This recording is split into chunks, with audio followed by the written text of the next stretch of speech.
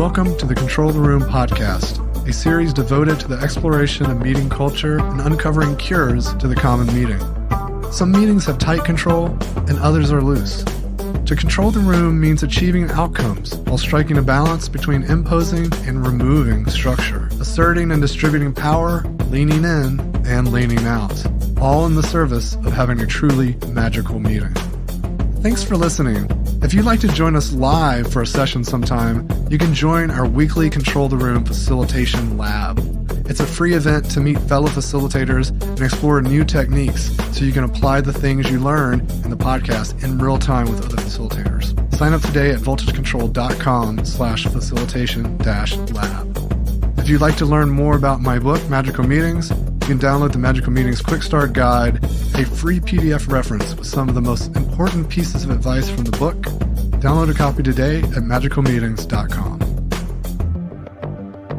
Today, I'm with Adam Luepke at Quantive, where he's the chief of staff to the COO and has helped scale the company from 25 to 400 people in 3 years.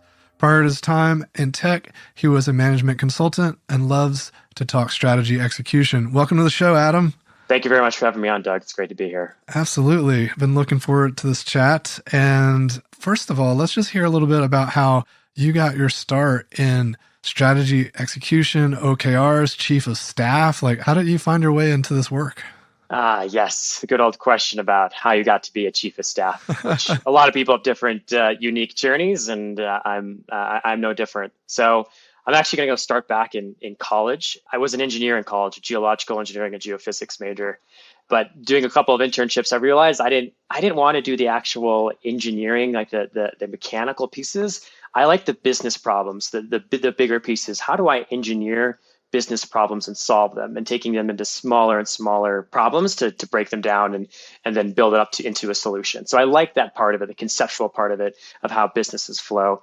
And so that's where I ended up in consulting. So I did consulting, a PA consulting for 4 years as a management consultant. And I really liked a lot of the frameworks that I use of how do you solve problems, how do you work with change management, how do you work with executives, how do you enable software that's going to impact thousands of people, how do you think critically about really complex problems that involve a lot of stakeholders.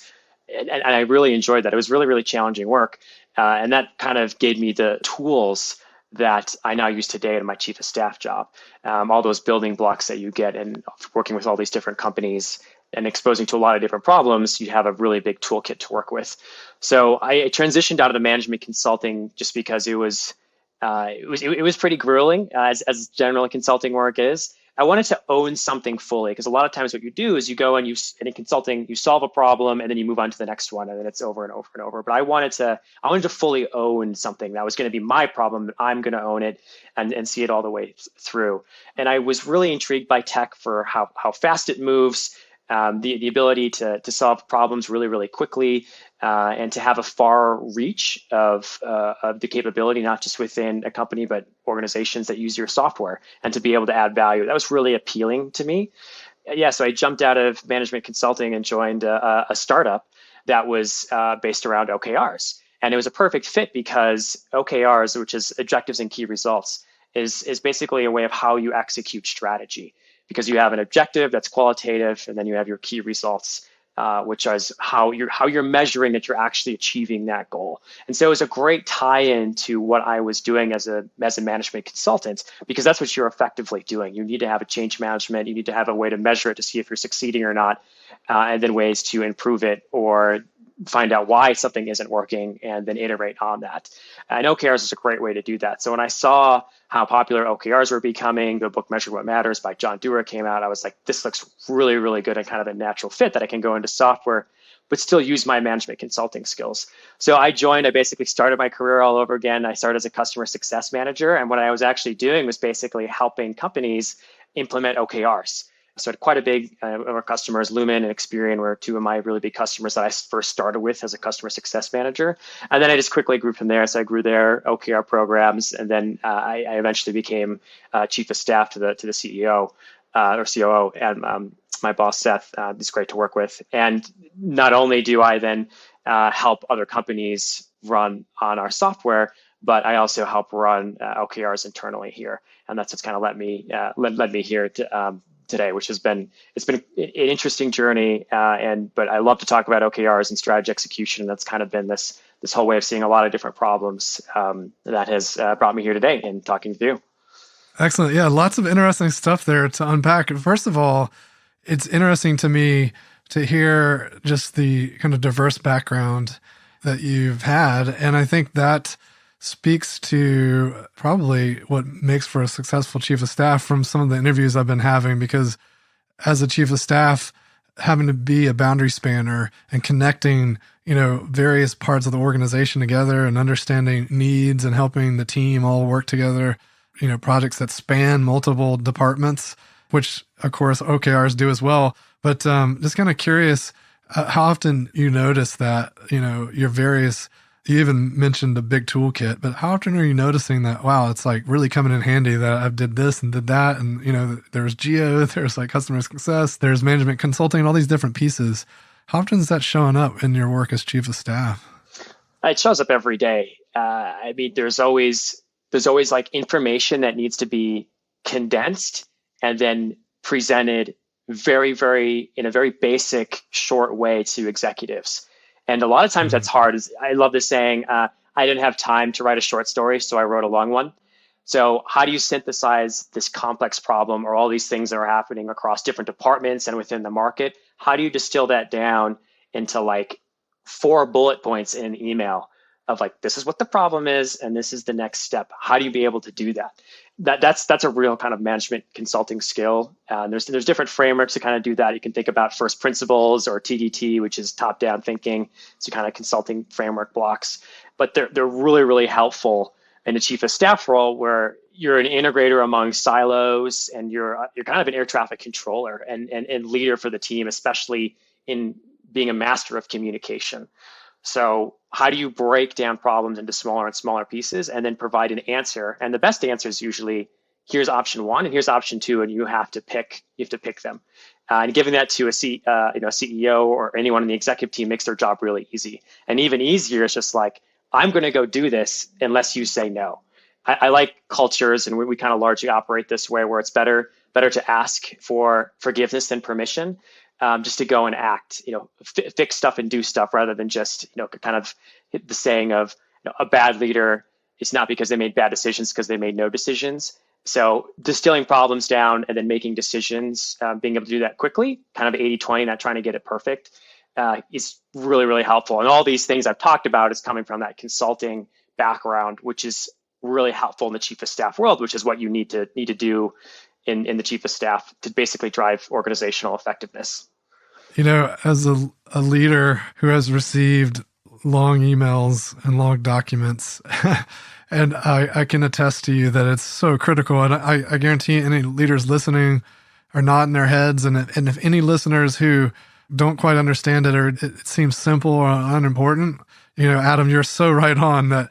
Taking the time to distill it down, synthesize it to what's really critical, because it's work someone has to do. And if we just give them the whole data dump, then we're forcing the executive to do that work. Instead, we do it for them. So much more easier, right? Yes. Yeah, absolutely. And then again, that ties back to OKRs, because it's like, what is the one thing that we're going to work on? And that's hard to do, because if you try to focus on 10 things, you're not focusing on anything. But that's what's nice about OKRs and why they can be helpful in meetings or saying no to meetings, because, well, that's not what my OKR is. That's not what we're focusing on. Or we're not hitting this objective because we're failing at these metrics because of these key results 1, 2, and 3. So distilling that down, going into when you're thinking about annual planning, it can be really helpful to, okay, what is our one objective and how are we going to measure it? It can be really helpful to really synthesize and boil down what that problem is and how we're going to measure it going forward. And I think that's the spot that so many people struggle with too, right? Like you said it earlier, OKRs are about strategy, execution. And quite often folks try to use it as a strategy definition or a tool of discovering strategy, right? Because there isn't one there. So I'm curious what you found. And, some of this might have just been from your management consulting days and just building up those capabilities around synthesis and distilling things down. But inside organizations, when you're trying to bring a group along to get to those top three things and to be really clear about what they are, what's some of the things you found to be successful? Yeah, it's a good question. I think what's really helpful with meetings and making sure people have distilled down what they need to do is doing pre-work in advance. So a lot of what we do when we instruct our customer success managers who use our software is, before we have this meeting, you need to do this pre-work. You need to write down what are the 10 things that we need to accomplish this year. And just writing that down, putting it all into a whiteboard, make sure that all the ideas are there. And that's why the facilitator, whether that's an OKR champion or one of our success managers or a chief of staff, can distill all that information beforehand. And then you can really pick out themes. Okay, this is what different people are thinking or saying. Now we have someplace where we already know where to start. And that really helps already boil down to what is going to be our top objective and our 2 or 3 supporting objectives for the whole year for annual planning perspectives. That can be really, really helpful. And then you can go into much more fun discussions of how do we actually measure that, which then goes into the execution piece. But doing the pre-work in advance and having someone like a chief of staff or a facilitator or what we call OKR champions do that work is really key and is a valuable part of their job. So it sounds like the basic question is a prompt around 10 things that you're hoping to accomplish in the next 12 months. Are there other prompts or questions that you're throwing out at them as well in that pre-work? Yeah, there's a whole list of things depending on what kind of company it is, what the market is. A good one to talk about is what's failed this past year. Like what didn't we achieve and why?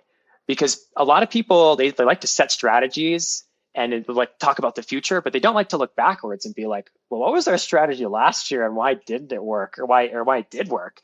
And a lot of times we don't want to do that. It's always forward. It's never, well, what did we learn from the last year or from the last quarter? What didn't work and why? That reflection piece is important part of the strategy evolution process and the important part of OKRs. We call them retrospectives. So OKR retros. It's because that's where the learning piece can come from. It's like, oh yeah, what we did there was complete failure. I don't want to do that again. But a lot of times those conversations aren't being prompted, so they're just not happening. I've seen often the first quarter or the first year, whatever cadence people are on, people do OKRs often can be quite clunky, but the process of getting through that first cycle and then being able to do the retrospective, super powerful, because then they can look and say, wait, I totally overestimated this, or like, this wasn't formulated well. But I've seen people really struggle sticking through when they have that experience of, oh, that was clunky. So I'm curious if you have any advice on either starting out of the gate better or sticking through it longer. Yes, that's a good point. So that's where a chief of staff or an OKR champion is really helpful to facilitate that. And OKRs, and it's just like a muscle, like anything, and it takes training. And you're going to tear and break things, but it goes back stronger. So no one gets OKRs great the first time, and it usually takes 2 or 3 quarters to really start to get good at it, because it's just like anything else when you're starting new. It is change management, and that's where a facilitator really helps. But you have to stick with it, just like you going to the gym. You don't notice anything after a week or so, but then after 2 months, you're like, wow, like this, like now we're really making progress. It's the same thing with OKRs.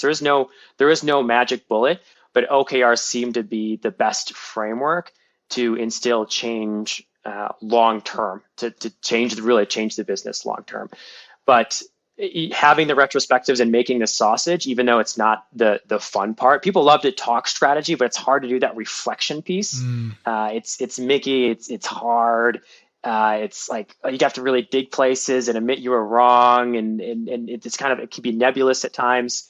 But that's the work. That's where the real rubber meets the road, and that's where a facilitator can help go through that process. And also, frankly, having a software to help show, okay, this is where we failed, and this is what we can talk about to help run those retrospectives, and then apply, okay, let's iterate and then improve for the next quarter.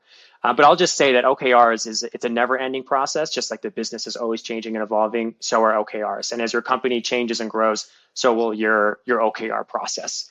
And that's kind of really what you have to understand when taking the OKRs in, is that you can start small, but you just have to keep iterating and make sure that you have a solid OKR champion who can kind of lead everyone through, or a solid facilitator through those first 2 or 3 quarters when you're trying OKRs. And that's when you really start to see success and results, and where everyone feels empowered because they can see how their work is connected to the largest objective of the company.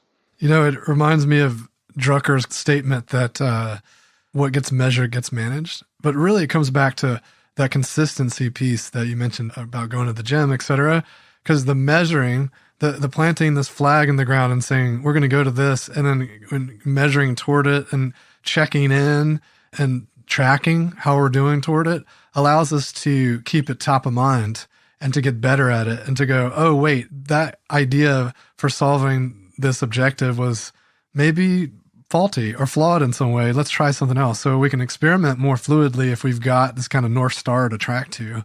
So I'm curious if you have any thoughts just on this idea of it provides the scaffolding to allow us to have that consistency and kind of keep our eye on the ball, if you will.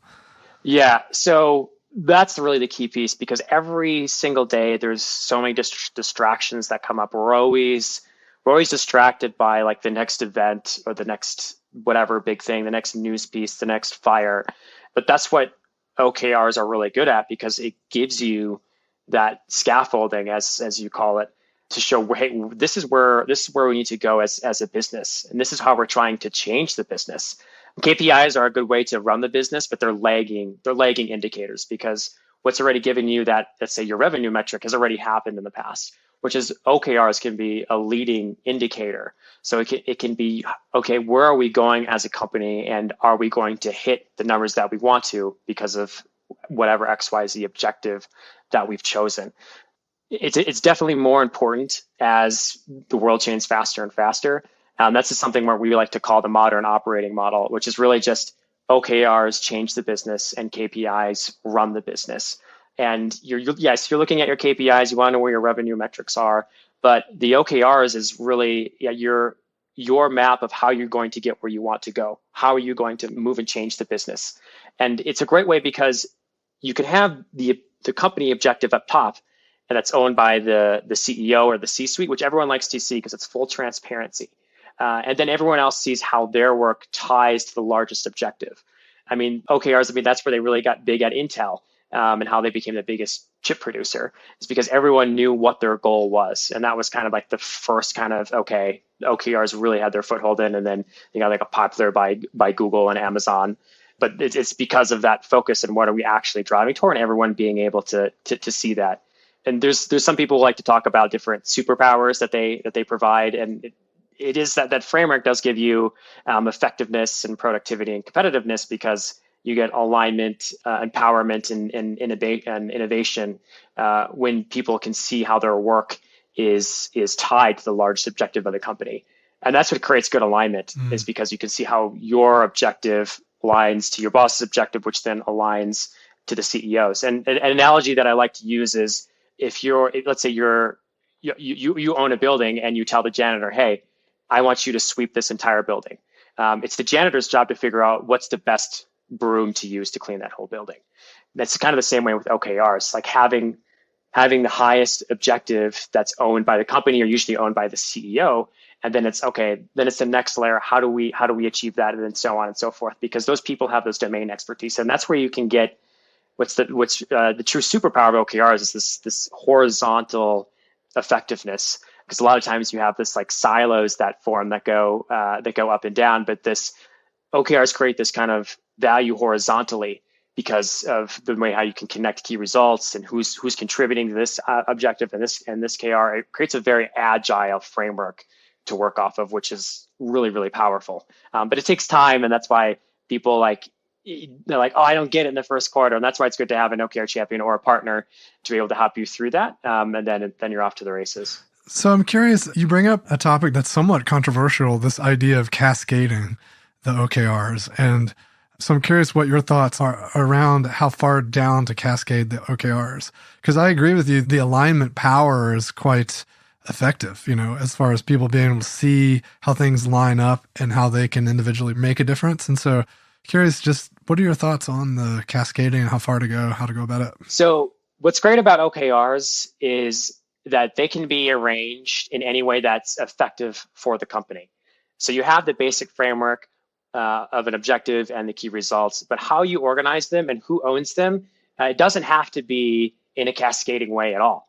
Because your objective could be, we want to release this product to squash X competitor. And the first key result can be owned by product. The second can be owned by product marketing. The third can be owned by sales. That's not cascading at all. That's something very, very different. Mm-hmm. But when I'm talking about like aligning an objective to another objective, it's not really cascading, because a cascading is a direct one-to-one. Versus the sub teams can decide, well, this is our best way of how we think we can make that objective, and this is how we're going to measure it. So it's not strictly cascading. There are ways that so sometimes it just makes sense to cascade, and that's what's cool about OKRs is you can make it fit to your company and how it works best, and you can always adopt it. But it's not. I wouldn't say it's cascading at all, because that's too rigid. And that's what kind of the power of OKRs is. You can have one OKR that has like 5 different teams tied to it, and that's not cascading at all. Yeah. And it really depends how companies work. Some people want to see that alignment. They want to see how the individual contributor's objective reaches the CEO. But sometimes with large corporations, it really just makes sense to narrow that down to the division or the function. But again, it can be scaled up so that you can have this all encompassing. But a good way to kind of think about starting it is you start at kind of the exec level, and then everyone sees, okay, now I know what an OKR is because the exec team is doing it, and then kind of scale it down from there. That's usually a way that OKRs or OKR rollout is usually done. You start at the exec level because everyone sees, okay, this is how the exec team is working and measuring work. That seems really interesting. I know how to tie my work to it, and I can measure it. And then that all of a sudden you can have a whole OKR framework and a whole OKR program for a whole team, function, division, and then a company. So usually you kind of start that way, which you could think cascading in that sense, but OKRs don't have to be cascaded directly at all. But you can do it, but it doesn't have to be done that way. So more specific question, do you all inside of Quantive take the OKRs down to the individual levels? Do individuals have OKRs? Yes, but we're growing so fast that we actually don't demand it. So what we currently right now is every team has to own an OKR currently right now, but we leave it up to the individuals to have an OKR or not. But if you're a team and a team manager, you have to have an OKR. Partly we're doing it just because we're growing so fast, we're adding new people, but it's also just a way to have a little bit of freedom, but also people are focused on their teams. Largely with companies that we've worked with that are bigger scale, that have the large enterprises, they like to have that team and individual ownership, but their businesses also aren't moving as fast as more as like the startup level. We're a Series C company, just for your listeners to kind of understand where we are. So we're still growing quite rapidly. But it really depends on what is the current situation of your company and how mature you are in your OKR process. Most everyone at Quantive does have their own OKR, but not everyone. There's some new joiners who join right away, and they'll like wait until the next quarter before creating their OKR. But they know exactly what their team is and how they're being measured against to reach their objective for their team and then their department, and then how that ties into our 3 overall objectives for the company. So I'm curious if some individuals have OKRs, how much does that play a part in kind of the performance review process or even just growth tracking with managers and whatnot? Oh, yes. This is a very debated topic of performance management. So our view is largely that if you try to combine with performance managing and OKRs, you gain neither, because what happens is people will sandbag their OKRs. So if I know that if my bonus is tied to this outcome, I'm going to make sure it's an outcome that's something that I can attain. And so then you actually stifle all creativity. It just doesn't work. the best work that's done is when people feel like they have a meaningful contribution to the company of how the business is adding value to whatever market that they're in.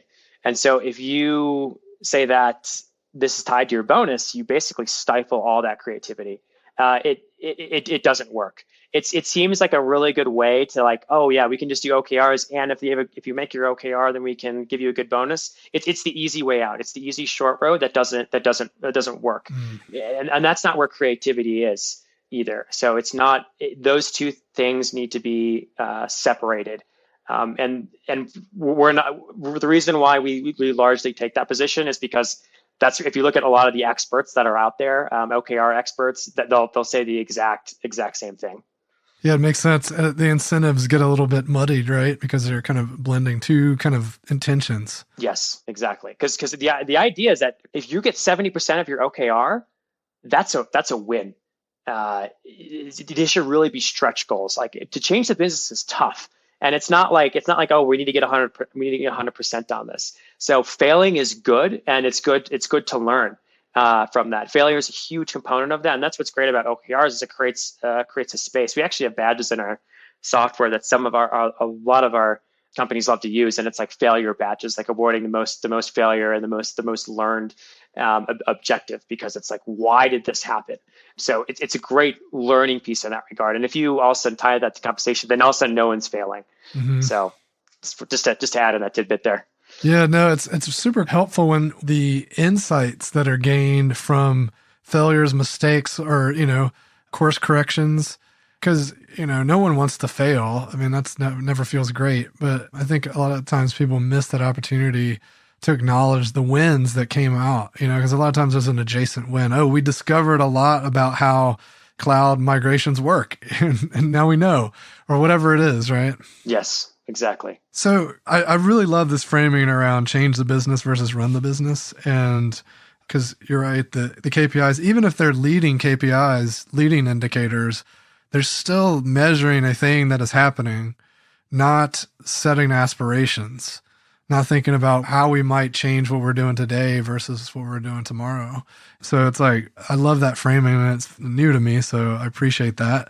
And especially as an organization that helps other organizations with change, I'm just really curious, when you think about that framing of changing the business, what sorts of patterns have you noticed around changes that companies are going through? How are they using Quantive to change their businesses? Are there any patterns that you've noticed over the past, year or so? So actually what's pretty interesting is, so as the market started changing this year, a lot of people, what's great about OKRs is that they actually abandoned some of their OKRs and created new ones. This change that the market is going to is so great. We have to move the business now. And you can do that with OKRs. So you can change that direction. That's something you can't do with KPIs because they're so lagging. So when this kind of talk of resilience and how, all right, we're going to go through this change. How are we prepared for it? What do we want to be? What can we capitalize on from our competitors? Because we have this strengths with these, we have these weaknesses. So we had a lot of people who are going back to the drawing boards or the whiteboards of, what do we need to do now in response to the market changes? How are we going to be resilient through this? And so we had a lot of different companies kind of doing their annual planning early this year because of what they knew was coming this year. I mean, everyone kind of knows 2023 could be a bloodbath and a recession or not a recession. And we're just in a tech correction and the recession's coming later. But what do we do? There's turmoil in the markets. Everything's being dialed back. So we've noticed a lot in this, in the last 6 months is consolidation of how many objectives people have, particularly at the highest level. And how are those are we resilient, and how can we take advantage of this? And that's what's great about OKRs is it gives you this framework to think about, okay, so we know the market's going to be terrible, but what does that mean for us? Okay, yes, we need to reduce costs and need to kind of do the obvious things. Are we, maybe we need to limit this and cut that, but how can we take advantage of it? Is there a company that we can go and buy? There's a whole list of things that you can potentially think of, and it depends on what market that you're in. But that's a great way of OKRs can basically help plan and then measure against what you can do next in this kind of changing market. So that shift and being able to do that quickly is a really big proponent of, I guess, how OKRs could be a proponent of doing that pretty quickly. It's something that we've seen in the last 6 months or so. One thing that I've seen folks struggle with, and this is like across the board, whether it's like a young startup or even an established company, when they start to adopt OKRs, the objectives tend to be maybe milestones instead of objectives. It's like 500 million in revenue or whatever. And so I'm curious if you have any tips. One of the things you talked about was or just sending out a survey to folks and pulling together, these themes and patterns and letting that drive some of the definition. But just kind of curious if folks are, if their grain size is off or if they're not really hitting on what would make for a purposeful objective. What are some of your tricks or some of your methods of getting people on the right track? Well, so just going back to OKR basics, an objective should be qualitative. So just describing in plain English what the entire company can understand. So if you're in engineering, you should be writing it in a way that sales understands. It should be qualitative, what the outcome is supposed to be. So OKR is all about outcomes. We're in a knowledge-based economy now, so you need to be thinking in terms of outcomes. It's not about outputs and widgets. That's yesterday's economy. But what are the 3 to 5 ways you're going to measure that? When you come up with those, then you should do the so what test, and basically asking so what 5 times. But having 3 to 5 metrics and then asking yourself, are these the right metrics to measure that? That's a really, really good exercise, because setting the objective is the easy part. Like, oh yeah, we want to do this. But how are you actually going to measure that you're being effective, and coming up with 3 to 5 different ways you're going to measure it? That's not a milestone. That's wow, okay, this is a really big objective. How are we going to change the business in XYZ way? Well, it's all because of these metrics, and these metrics are going to be really, really tough. But that's what the whole company can rally around, is that these are the metrics that if we move the needle on these 3 to 5 things, we'll then achieve our objective, or at least be on the way to achieving our objective. And we can check on that quarterly, for example. So what are the 3 to 5 measurements to get to that objective? And that's very different than a milestone. But a lot of people don't like to do that work. And that's where the hard part of OKRs comes in. That's where it helps having a facilitator, because it's hard to come up with those 3 to 5 different ways that you're going to measure whether you've been successful or not. And the whole purpose of OKRs and having 3 to 5 different measurements is because sometimes you can only really think of like 2, but you need to come up with that third one. Or like, okay, now we have 5 key results. I don't really think 3 of these are going to matter, but all of a sudden you get to the end of the quarter and it's like, well, actually the one you didn't think was going to be the measurement of success was actually the one that was actually driving that success and moving your whole objective forward. And that's where the 3 to 5 measurements to move that objective comes in. And that's what's different than a milestone. Versus milestone is just like a gate. Okay, we're moving on to the next, the next piece of the next epic, whatever. Yeah. So that's the difference there, and the advice I'd give. I love the so what test. It's kind of getting down to deeper purpose and deeper impact. And so you're running the so what test on the key results? Yeah, running on the key results because you can do it on the objective, but most people don't struggle with the objective. It's the key results that are the hard part, and coming up with good metrics. And another thing to think about the metrics and why some people struggle is that they try to be like, oh, what is the data that we have versus what is the data that I know is going to drive it? And so sometimes that's half the battle. It's just, okay. So when we try to tell our customers, and this is in our kind of our writings and help articles that we have, is don't just think of the data that you have. Just think of what would be the best way to measure it. And sometimes those things can be proxy. They don't have to be the exact, and sometimes you might have to. Well, we have to actually find someone who knows where this data is, and that uncovers a whole problem that you didn't know you had. Because if you're not measuring it, then how the heck do you know if you're in the right direction or not? You don't know. So that's where like the kind of the magic of the key results and why the so what test on the key results can be so effective. because you want to make sure you're measuring the right thing. And it's, what gets measured gets managed, to quote Peter Drucker. Yeah, that's super cool. And to your point, it's not only if you're not measuring it, you don't know if it's improving or getting worse. But if you're not measuring it or you don't know how to measure it, there might be lots of adjacent things that you don't understand about what you're trying to do, right? Because even getting into that componentry might lead to insights that might actually help solve the problem. Yes. Yeah, absolutely. And a lot of it should be data in real time. And that's the best way. And for example, our software have 180 different integrations, so that can be measured in real time, those key results. But sometimes it's a little bit more nuanced. So this story comes from Paul Niven, and he talks about, but U2, when they would release a new song and they were touring, their metric for if a song was good or not was actually looking at the shadows of people leaving the stadiums or not. And they knew if there was a lot of shadows, it was a bad song, because that's when people were going out and going to the bathroom or getting water or whatever.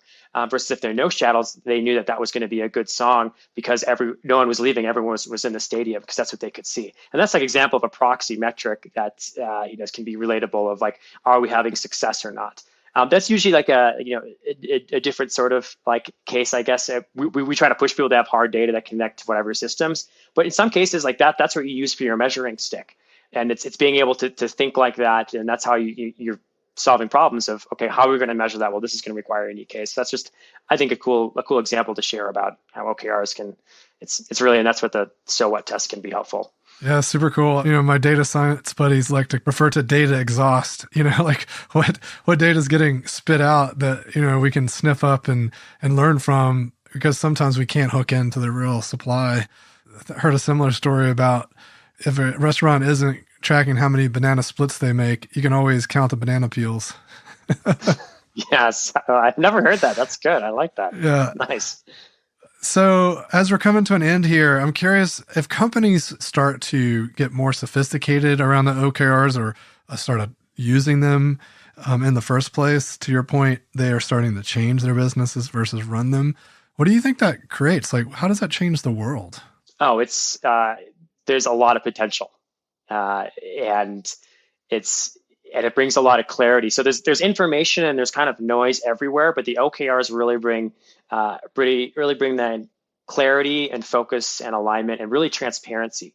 And that's what's really brilliant, and that's why OKRs was really successful in Google. I mean, John Doerr wrote the whole book, Measure What Matters, and it really talks about like how Google instigated OKRs and how that really brought them to where they are today.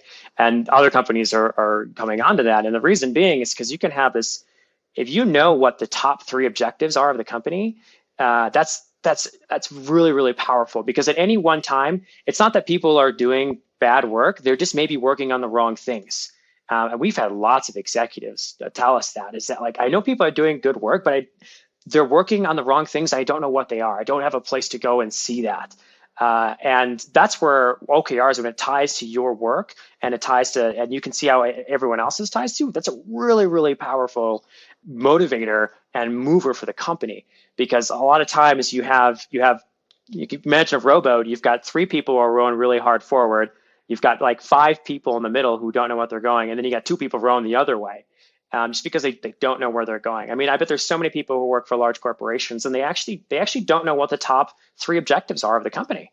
They may know what the mission statement is. They may not talk about the culture, but they have no way of what the actual objectives are. And so you can start to solve real complex problems. And that's where people, that's where people like, the real ingenuity comes from, is like solving problems, figuring out how, and seeing how my work ties to the CEO, it ties to the rest of the company. So you can start to tackle really big problems, and it can be a really big motivator, and it can be really transparent. It's a great way to work cross-functioning horizontal in a company, and breaks down silos.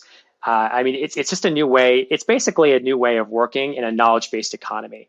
I mean, the old ways of working, this traditional management style, was really good when we were just producing widgets on the assembly line. But now everything's about outcomes. It's like, I don't care how many X you delivered. I care, were you effective? Did you create the outcome that you wanted? And that's what really OKRs are about, and why they're becoming more and more popular. And pretty soon, in my opinion, they'll probably be everywhere, and they'll just be standard in probably the next 5 years or so as they continue to grow. So sky's the limit. The rowboat analogy is one that I'd love to use as well. And I always think about this image of, if everyone's heads down on their task and maybe looking at the person next to them, we all might be rowing in this quote unquote the same direction, but we're all rowing on the same side of the boat. So basically the boat's going in a circle. And if we don't have proper measures and we're not lifting our head up and looking at the bigger picture, then we'll never notice that we're just going in circles. And I think that's a great metaphor for what OKRs can help provide us, that broader picture. To your point, the alignment, and we can make sure we're headed on the right horizon versus just doing the task relative to the person next to us or whatever. Yes, absolutely. So always love to end with just giving you an opportunity to leave our listeners with a final thought. Oh, yeah. So we're heading into 2023. So people are thinking about their annual planning, their budgeting, all of that. So I would say create a list of the top 10 things that are most important for 2023, and then write an OKR about number one.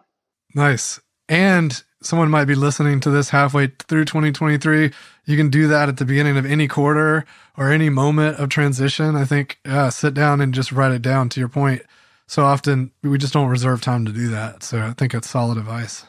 Yeah, it's amazing what happens when you just put stuff down on a whiteboard and just create a list, because it's the process of having to do that. It sounds easy, well, just a list. Well, actually think through the problems that you're having in your day or in your market, in your job, whatever.